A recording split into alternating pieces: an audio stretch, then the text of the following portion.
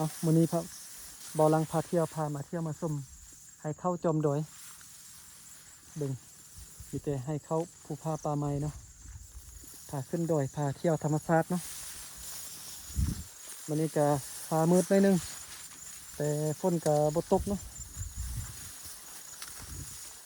ฝนจะตกบางจุดบางบอนวันนี้บอลังพาเที่ยวพามาลิ้นมาเที่ยวชมบรรยากาศให้เข้าจอมดอยมาเบิ่งภูผาป่าไม้เบิ่งธรรมชาติเนาะบ้านเมืองเราเขาผมสวยผมงามเนาะบริมานี่ดุนละต้นข้าวจะมาใหญ่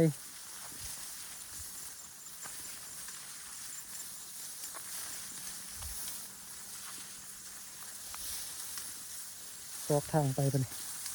โอ้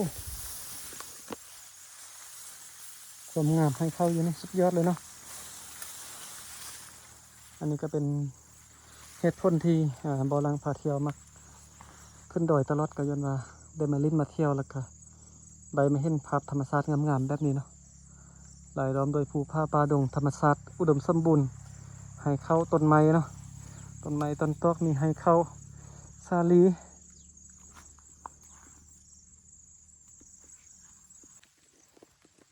ให้เข้าจอมดอยนี่สวยงามขนาดเป็นเสน่ห์เนาะ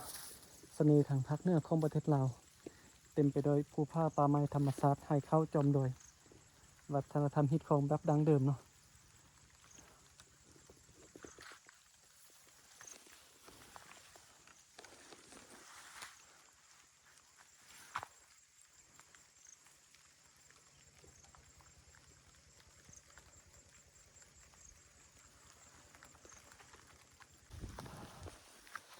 โอ้คนไทยคอนเทนต์บ่แม่นง่ายเนาะ